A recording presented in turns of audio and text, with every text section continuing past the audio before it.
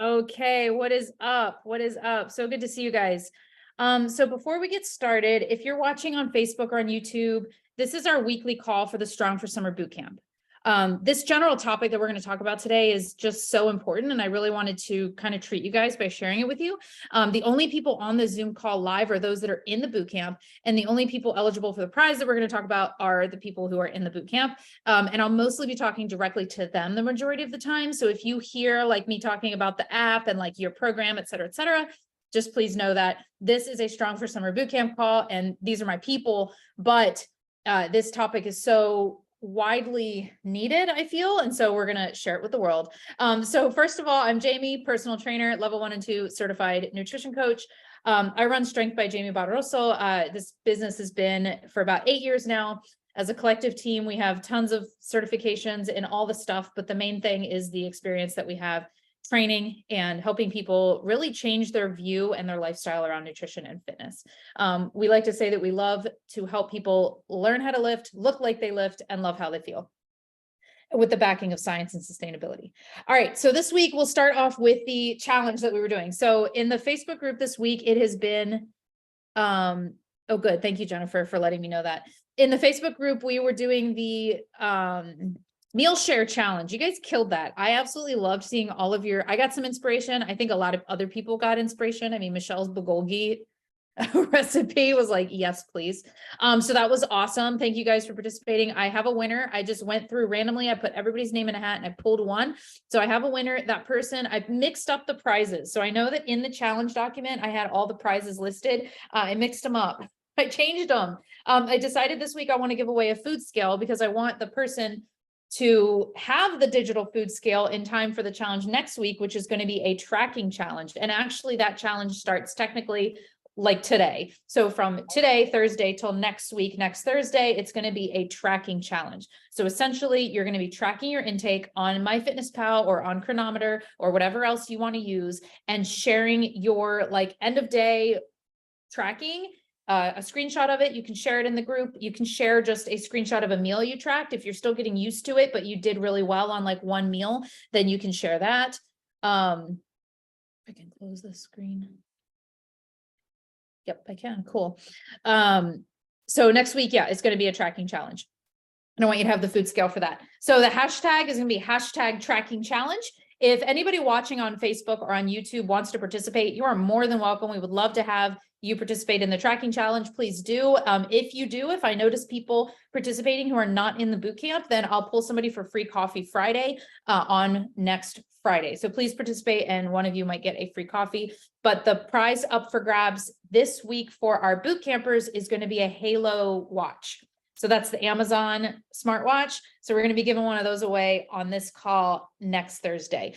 So for this week, for the meal share challenge, the winner is, and I'm not sure if she's here or not, but drum roll, please, Erica Hayden.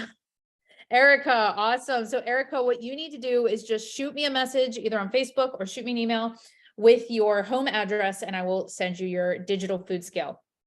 Yay, she is here. You're welcome. You're welcome. You're welcome.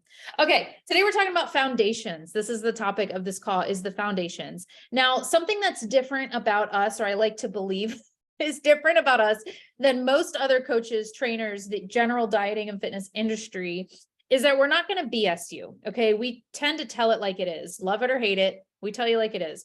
There's a lot that is in your control, like a lot, way more than you probably give yourself credit for. There's also some stuff that's outside of your control, right? Like your genetics, like sometimes if you're a parent, your ability to get a full night's sleep, your stress, you might not be able to completely eliminate stress from your life, and you feel like that's very much out of your control, right? And the fact of the matter is this lifestyle is hard. It is hard. It's always going to be hard. It's hard in the beginning. It's hard in the middle. It's hard all the way down to the end. Hopefully there is no end, right? Other than, you know, passing away at a very old age because you made it your lifestyle. But it's hard. And the truth is that it's harder for some than it is for others, right? Some people have more barriers than others, whether it's lifestyle or whether it's hormones or whether it's genetics. And the truth also is that literally everyone will have a different results and a different response to the same hard work based on your genetics. Okay. So I could take every single one of you in this boot camp.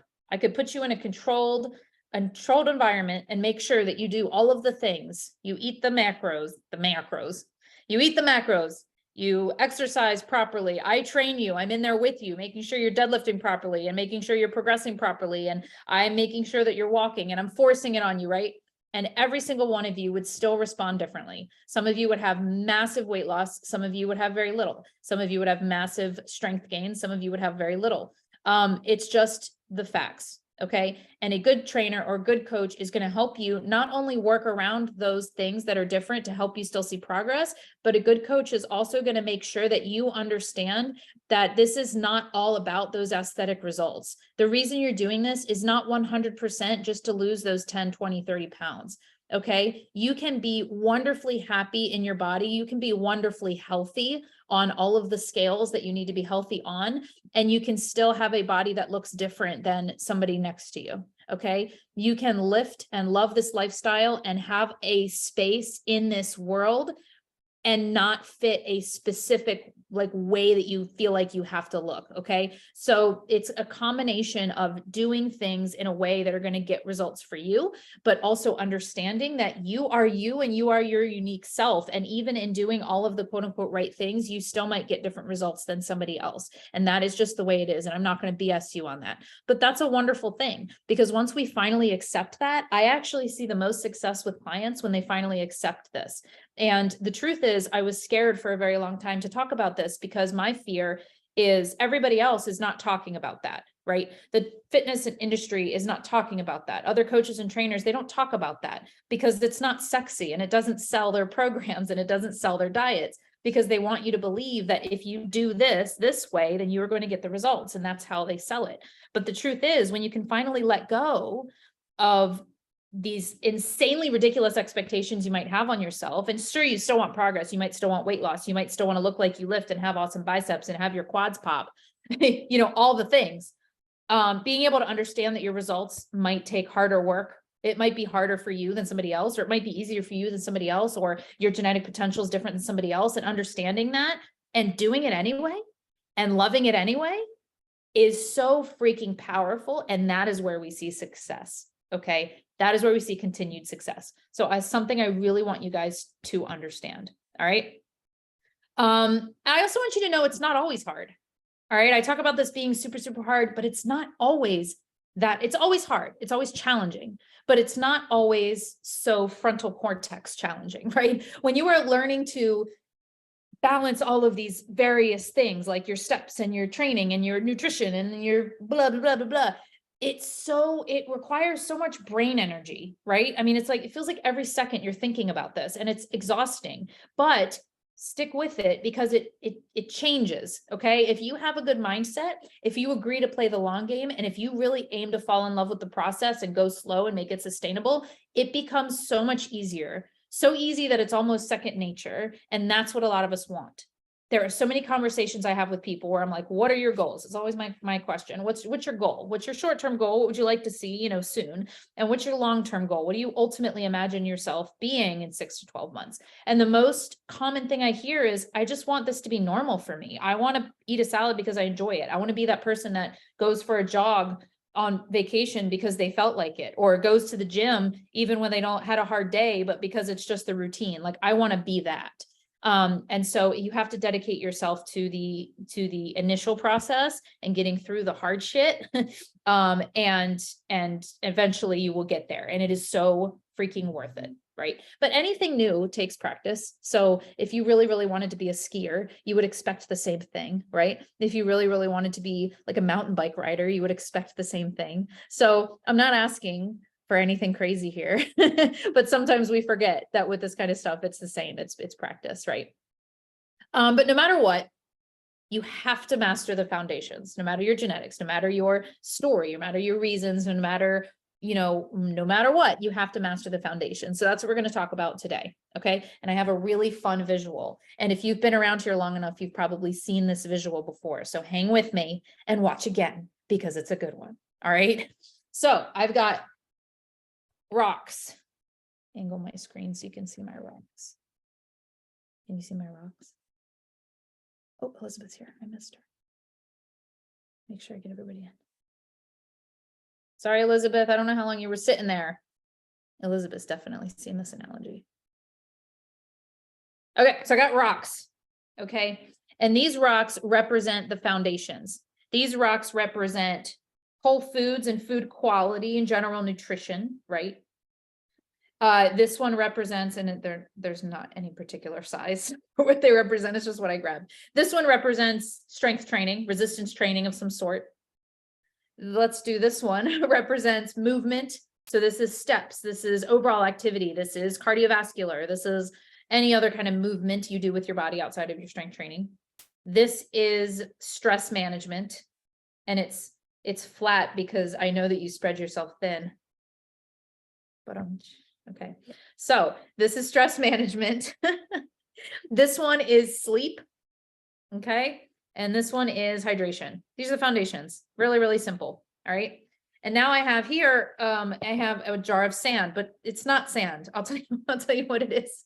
It's a mixture of quinoa and chia seeds, because my husband was trying really hard to help me consolidate the pantry, and he saw that there weren't many chia seeds left in the container. And so he took the chia seeds and he proceeded to dump them in the quinoa container because he got mixed up which one was which. And now I don't know what to do because it's a very odd mixture. Like, you can't cook it, but I also don't want to eat raw quinoa. It's just sitting in my pantry, and my sand out back that I actually have is wet. So we're using quinoa and chia, and it has a purpose. You'll see. This sand, I'm going to call it sand for the purpose of this. This sand is the little shit. This is all the little shit. This is supplements. This is meal timing, intermittent fasting, rep ranges, training frequency, the exact program you're doing, or the exact person you follow on YouTube, or that Instagram workout. This is macros, carbs, and fats, and playing macro Tetris and trying to make everything fit perfectly. This is low fat, low carb. This is everything else. That's this. Okay. Now, in your life, this is what a lot of people do. This is what a lot of people do. They start with the little shit and they just pour it right in. And then they find that their results are kind of lacking because they didn't focus on the foundation. So then they go back and they try to start shoving them in there. And guess what happens when you try to start shoving the foundations in when you've prioritized the little shit? There's no room for them. There's no room for them, and you're going to be unsuccessful. I wish, you know what? If I tried hard enough, this jar would break. And that would be a really great analogy. You break your jar. You would break your jar of life. So I know you know where I'm going with this. The ultimate way to do this is you start with the foundations, and we're going to talk about each one as I place it in the jar. And now I don't remember which rock represents which thing, but I do know that this one is stress management. It's the only one I remember. So let's start with strength training. Getting that some kind of strength training or resistance training in, no matter what it is, whether it is, now, obviously there is optimal of all of these things. There is an optimal way to do it. But if you focus too hard on the optimal when you're not ready, because you haven't figured out how to master the foundation of it, then you're going to kick yourself in the butt. You're going to kick yourself in the rear. Okay. So a lot of people are already strength training, but they might not be doing it optimally. If you're already strength training, you're not doing it optimally. That's a quick, easy fix. But the fact of the matter is you're already doing it. And that is one rock in the jar. And that is awesome. So some sort of resistance training, some sort of strength training. And then we have food quality. Okay. A lot of people, a very high amount of people tend to go right from doing jack shit with their diet to playing macro Tetris. And you can tell me in the comments if you have done this before. You're all over the place, eating whatever you want, whenever you want, with not paying attention at all, to going and getting your macros calculated and trying to meet your protein, your carbs, and your fats every single day. And at the end of the day, you're left with like, I got 20 grams of fat left and 40 grams of protein and 1 gram of carb. What the heck can I eat? And you're like, dude, are you serious? So that's not what you should be doing. You should be focusing on your food quality, making sure 80 to 90% of what you eat is whole foods, making sure you're having protein at most meals and protein at every meal, veggies at most meals, and mastering that before you go into crazy macro tracking. And then even then, I greatly argue that you don't need to pay attention to carbs and fats. Majority of people don't need to play macro Tetris. They just need to get enough calories, get enough protein, and focus on high quality whole foods so you can get enough fiber in your diet. Okay. So focusing on just your nutritional quality is a big one that a lot of people miss. Okay. They go right to tracking, and then they're tracking Oreos all day and wondering why they're fucking hungry. So that's, that's just the reality of it. The next one is movement. You got to move. You can't just go work out, go to spin class or go to your strength training class or go in the gym and get your workout done and then sit like a blob for the rest of the day. I mean, you can, you will thrive and you will function. You will survive, I should say, but you won't thrive. It won't be optimal. You need to move.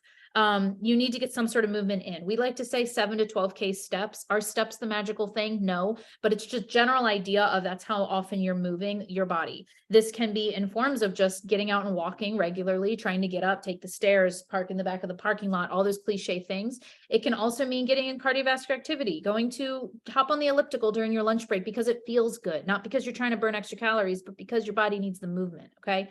Getting that foundation down and finding a way to fit it into your lifestyle. All right. I'm going to get into some fun ones now. By fun, I mean boring. Hydration. You need to be hydrated. I mean, I don't need to talk too much about that. Just drink your water. Okay. Capiche? Cool. Next one is sleep. Parents, I know it's hard. I was just talking to somebody about this the other day. We're having a call and we were talking about how there's going to be a lot that's outside of your control, right? We talked about that earlier, but there's also a lot that's inside your control, and sleep might be outside of your control for some of you. For parents, for people who are still managing stress, for people who just freaking wake up every 2 hours and you don't know why, there's not much you can do, right? But there still is something you can do. I'm sure there are areas that you can improve your chances of getting sleep. Could you go to bed 30 to 60 minutes earlier? Could you sleep in a little bit longer, and cancel your 1 hour of, Instagram scrolling? Could you keep your room a little bit darker? Could you set some limits with your spouse so they don't do the crap they do that wakes you up when you don't want to be woken up, right? Because there's something you can do to improve your sleep. And guaranteed for every single one of you that thinks there's nothing, that their sleep is screwed, there's something you can do to improve your chances, even if you can't completely take control of it. Okay. But it is important. And then the last one, stress management. Again, this is something where there's a lot of you that might not be able to eliminate stress from your life. That's ideal. If you can eliminate the stress, that's my favorite like recommendation right now is try to eliminate stress from your life. If you can't, i.e. you have a high stress job or you have multiple children that stress you the F out, understandable. But you have some control. So this is where you can implement some stress management strategies. So whether it's yoga, whether it's meditation, whether it's going on a jog, or taking 30 minutes by yourself in your room when you get home from work before you interact with your kids, whether it's getting better sleep, whether it's, I don't know, listening to music and having a glass of wine. There are stress management skills that you can probably implement to help you come down from those high stress situations. We talked about this yesterday. A cold shower, an ice bath, literally those things really help with coming down from stressful situations because it forces this breathing pattern. So there's things that you can do. Even if you can't completely control it, there are things you can do to help make it a little bit more optimal, right? So those are the foundations. And once you've got those covered and you do really well at them, and you don't have to be perfect, like you don't have to completely manage your stress before you add in the little shit. But once you've got all these things down, if you then want to take it up a notch, this is where you add in the little shit. And if you'll notice, when I add in the little shit after I do the foundations, everything fits in the jar. Okay. Everything fits in the jar. And I love this analogy so much because it is such a great visual of how we do things backwards, right? We tend to do things backwards. So until you have mastered the foundations, you should not be worrying about any of the little shit, because guaranteed the little shit's not going to get you results. The foundations are going to get you results. Capiche? I hope you liked my analogy. I always have fun when I do that one. Let me clean up my table and answer any questions before I move on. Do you guys have any thoughts or questions about that? Let me check my chat box real quick here. Awesome.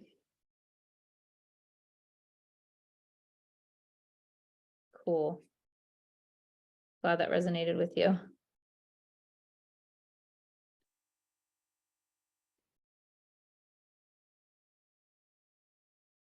Guilty. Thanks for sharing. You're welcome. Facebook has sounds good. I'm really glad because otherwise this would have been really boring. Thoughts on working out, not feeling well. Christy, you're supposed to be in the Zoom. Why are you watching on Facebook? Calling you out, girl. That's okay. I can see your comments way better on speaking to your soul. Hashtag Oreos. Oreos fit in the jar. I want you to know that. Quality nutrition, remember what I always say is 80-20, 90-10, somewhere in there. Awesome. Christy, ask your question again at the end because I don't want to get derailed. But I'll go into that in a sec. Working out when you're not feeling well. I have some thoughts on that. But let me finish what I was gonna say, because otherwise I'll get off and I gotta find my notes now. It's like, where was I going? Okay, so kind of shifting gears a little bit from that general thing. So we kind of talked about foundation. So something I want to address in this particular boot camp, and to anybody that's watching, this is definitely applicable. There's somebody here that's going to know exactly what I'm talking about. There's two people here that are going to know exactly what I'm talking about. Stick to the program. Stick to the program as it's intended. And the reason I say that is because there's a lot of people that kind of come into these kind of challenges and boot camps. And what they're used to is they're used to getting just like kind of a series of workouts. And it's like, yay, you go through the workout, you feel sweaty, you did your workout, you're done. These are not workouts. This is a training program. This is written in a very specific way to get you stronger over time, to improve your form over time, to get the reps in like your brain of how training should look.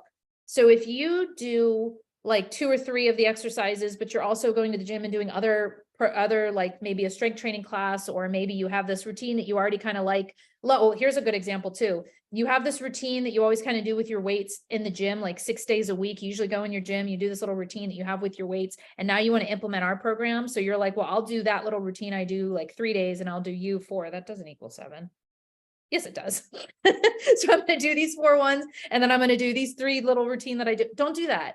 I don't mind you doing extra cardio. I don't mind you getting some extra movement in, but don't do any other strength training if you can help it, which I think you can, other than this program. And go into the program and lift with intention and focus on not necessarily trying to get your heart rate up, but follow the rest times that are in there. Watch the form videos, try to get better, try to get stronger. When you go into next week, which you'll notice are the exact same workouts as this week, repeated. They're going to repeat every single week. Upper 1, 2, 3, and upper 1 and 2 and lower 1 and 2 are going to be the same each week.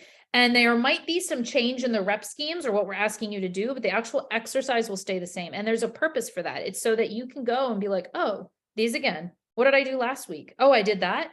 Oh, I wonder if I can do more. That kind of felt easy. I'm going to add 5 pounds to that. Whereas if you're switching around all the time, you don't have the ability to do that. And therefore you're keeping yourself stuck. You're not going to make progress, or you're not going to make progress as quickly as you would like, or as optimally as you would like. Okay. I had somebody message me from this boot camp that was like, can I just say that I really appreciate this boot camp? Like, I opened up the program and my first thought was like, I can do this. It's only 4 days a week with like this optional mobility day. Like, this is totally doable, because she's used to signing up for challenges or boot camps that are like every single day, some kind of high intensity thing. It's like 75 hard, right? They want to grind you into the ground. They want to get your before and after pictures. And then they want to send you on your way with 0 skills so that you're just bouncing on to the next thing after that. So that's intentional. That's the point. This is how it should look. Okay.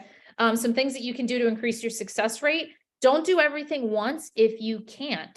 So another common problem is like, okay, so even though this is manageable to somebody, for somebody else, it might be like, well, I'm going from doing 0 things to trying to get to the gym 4 days a week. And I'm also trying to track my macros, which I haven't done in a long time. And I'm also trying to make sure I get 10K steps in, but my job, it's really hard to do that. And I'm also trying to parent and be a spouse or a partner on top of that. And I'm also trying to have a social life. And oh my God, I really also want to eat Oreos, but I don't know how to fit it in.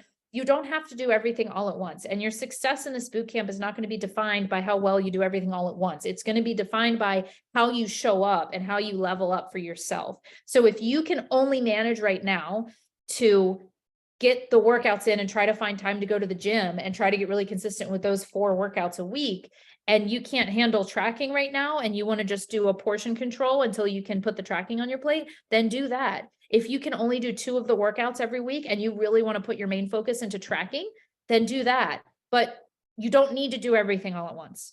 Okay. So keep that in your mind. Another thing you can do to increase your success rate is meal plan. You have in your challenge guide a meal plan template. I gave you the literal link to download it on Google Drive, and it's awesome. Print it out, or you can just use it in Google Drive, make a copy of it, and plan out your meals. Because having that forethought of what you're going to eat, even if you don't have it necessarily prepared, but if you know what it's going to be and you have the ingredients and the things ready, even if it's McDonald's, I'm not lying. Like, if you know that Wednesdays are a shit show because so-and-so has baseball and so-and-so has swim and we're getting home at 9 and we usually end up running through the drive-through, then plan to run through the drive-through instead of telling yourself you're going to try to do better and then feeling guilty about running through the drive-through anyway. Just put it in your plan. Wednesdays we go through the drive-through. That's totally fine, but plan for it. It's a totally different like way of going about it. And then guess what? If you know, there's 2 different ways you can go through the McDonald's drive-through. You can go into it with this guilty conscience, telling yourself all the things you can't have or shouldn't have. And that's going to lead to you getting the Big Mac with the large fries and the Coke. Okay. Or Diet Coke, because you're trying to, be better. Or you can go through the drive-through with like, this is planned. We do this on Wednesdays because this is easiest for me and I can have anything I want and I don't feel guilty about it. Oh, guess what happens then? You actually don't even want the Big Mac and the large fries anymore. You literally don't even really want it. Sure, that sounds good, but all of a sudden your mindset going into it causes you to be like, I'm gonna get the grilled chicken sandwich today and I'm gonna get a Diet Coke and I'll get a side salad. Holy crap. And I'm staying on track. And any other week I can go get the Big Mac if I want to, but I just don't want to this week. And guess what? Every other week you probably won't either. And once in a while you treat yourself, but the mindset is huge. So meal plan. And the last thing is if you're struggling, I want you to think of the consistency calendar. So this is also in your app. So go look if you are on the bootcamp.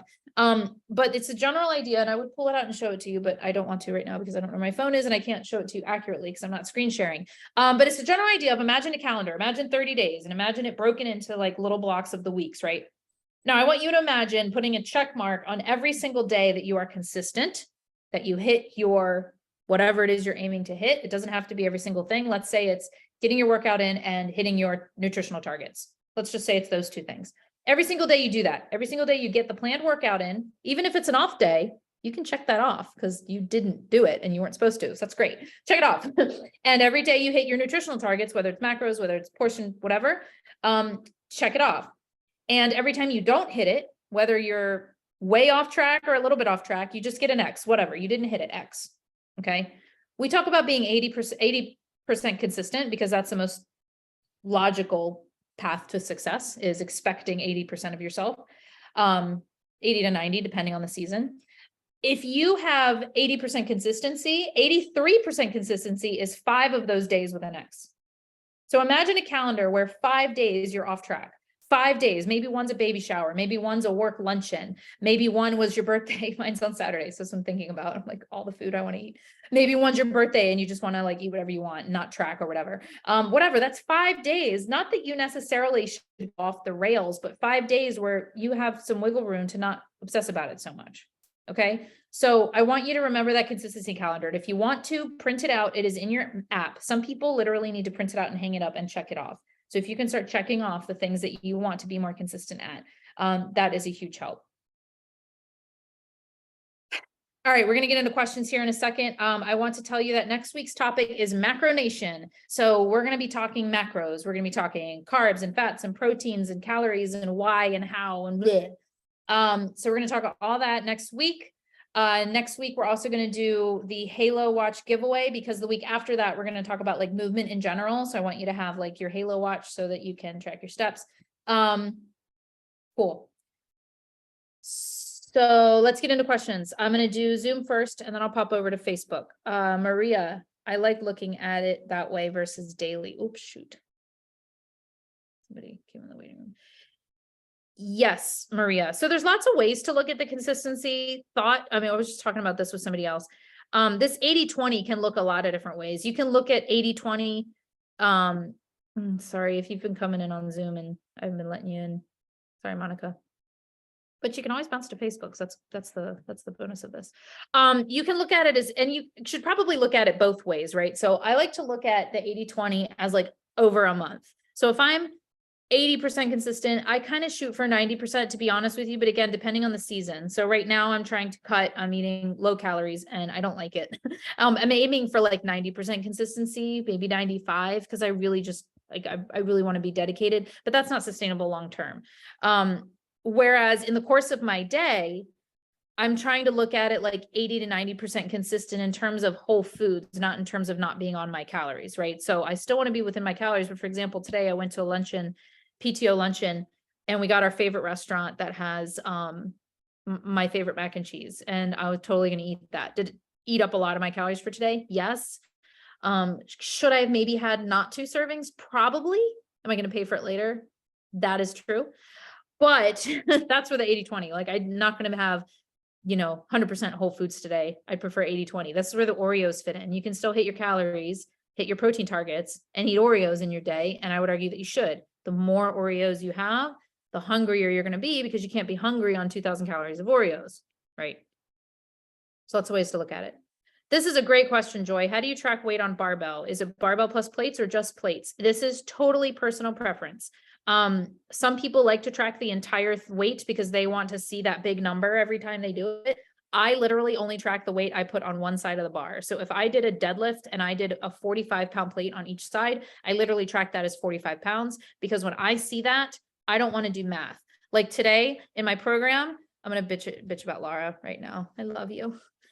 She put that my total weight for deadlifting should be 190 pounds. So I had to stand there. I was like, okay, 190 pounds minus the weight of the barbell. So it's minus 145. And then I'm left with this number, and then I have to divide that in half. And now I don't want to do that every time I go in.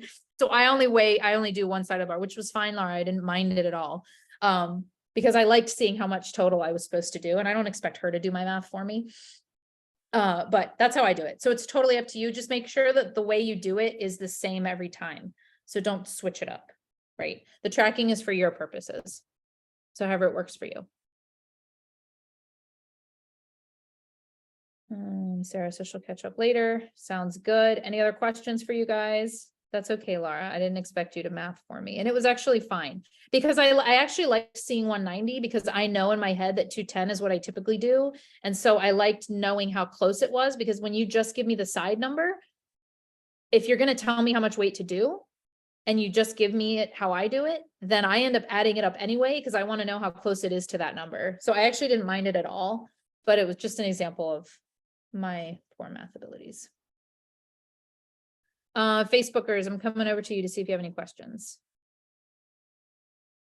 And Zoomers, if you have any questions too, pop them in. If you want to peace out, you're free to. We're just doing Q&A at this point. Oh, working out, not feeling well. Thank you, Christy. Yeah, so this is going to depend. So if you just have a head cold, I like to say from the neck up. If you're not feeling well, is from the neck up. And you feel like you have the energy and the desire, then I say go for it and just adjust intensity accordingly. So yeah, if you feel like you can totally do a complete regular high intensity workout when you have a head cold and have it not impact you that much if you're feeling up to it, because sometimes those head colds can knock you out. So if it's from the neck up and you feel like it and have the energy, go for it, adjust intensity accordingly. If it's like neck down or like head all the way down, so if there's anything like else going on, if there's any fever, if it's anything like that, then steer clear. Or if you think it might be, like if your kid has strep and all of a sudden you're not feeling well, but you don't necessarily think it's strep, I would not.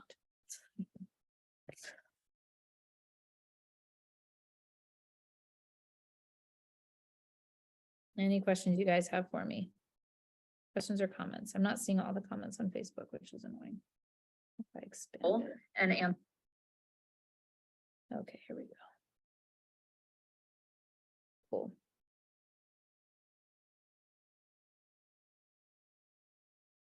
Nothing on Zoom. No questions, guys. You feel good going into next week? Week 1's almost done. I had a good question actually that I'm going to pretend was a Q&A question right now, because I think you guys could benefit from it. I had somebody ask me, like, I haven't been able to get in workout 1 and 2, like on time.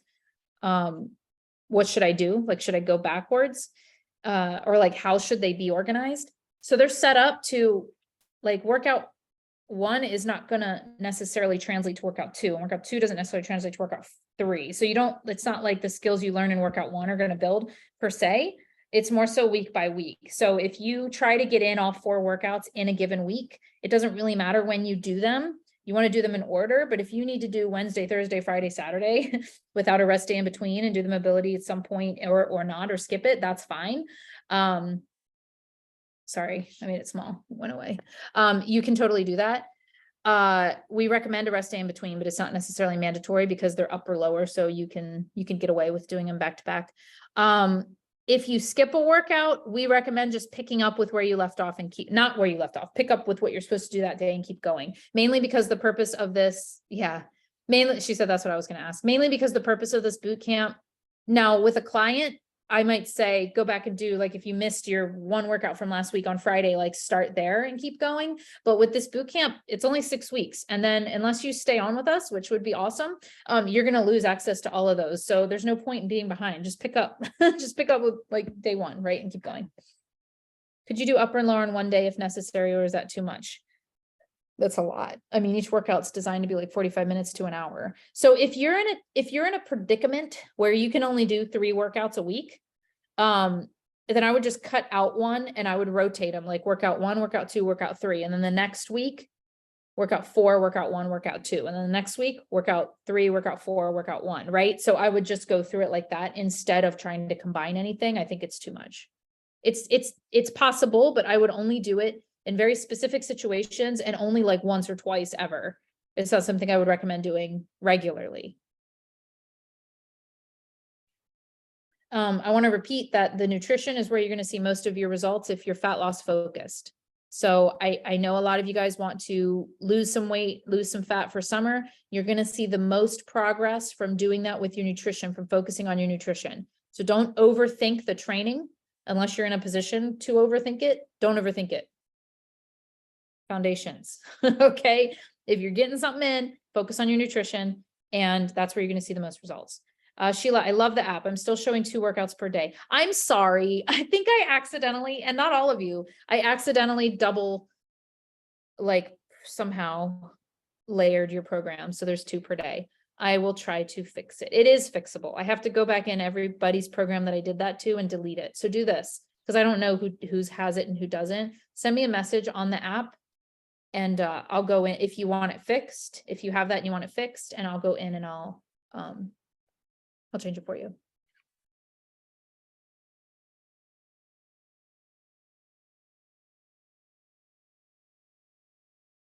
Megan, what do you mean, should I cut out today?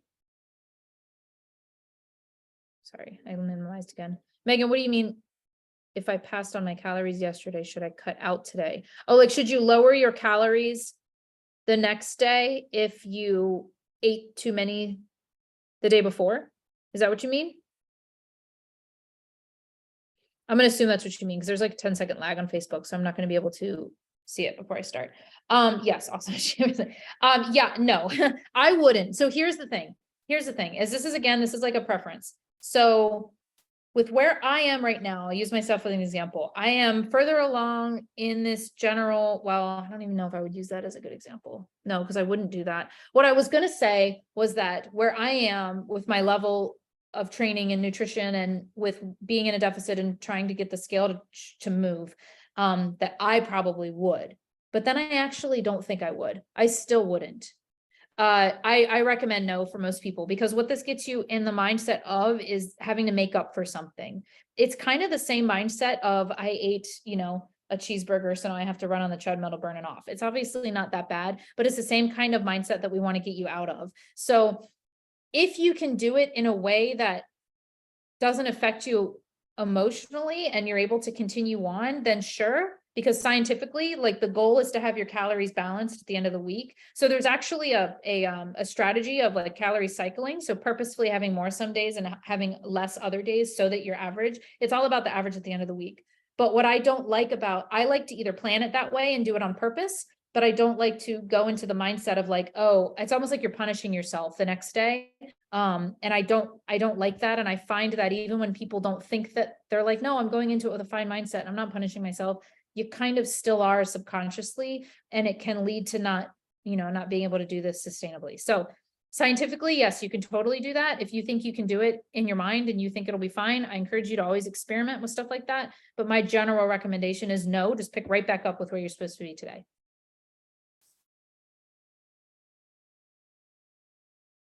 Hope that answered that question.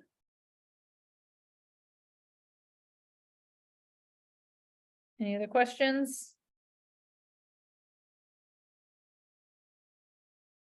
You guys feel good? Going into next week?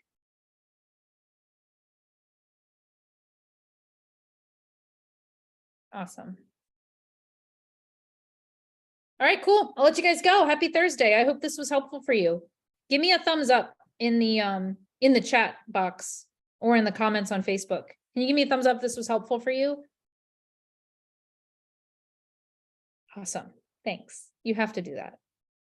What are you going to say? No? Are you going to give me a thumbs down? Maybe you just stay quiet. I'm just kidding. I know it's helpful. Even those of you that are a little further along, it's always good to have these reminders. We don't do thumbs down vibes here. Thank you, sir. Appreciate it. Vacation next week. I'll be pausing the program and not on the call next week. We'll get back on track when I return. Awesome. I love that. Jennifer, I love that you didn't, I love that you signed up anyway, because some people that for them is like, oh, 6-week boot camp, I have to be 100% engaged. And it's like, it's your life. Awesome. Good for you. Cool, guys. Have a great rest of your week. Have a good weekend, and I will see you in a week. Chat soon.